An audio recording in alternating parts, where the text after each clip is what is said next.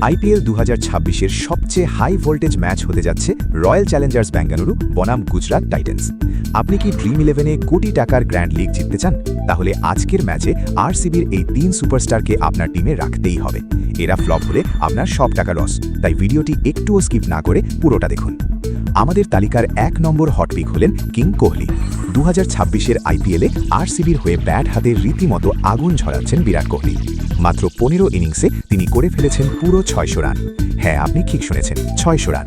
বর্তমান ফর্ম অনুযায়ী আজকের ম্যাচেও তিনি বড় স্কোর করতে যাচ্ছেন, তাই তাকে ক্যাপ্টেন বা ভাইস ক্যাপ্টেন করতে একদম ভুলবেন না।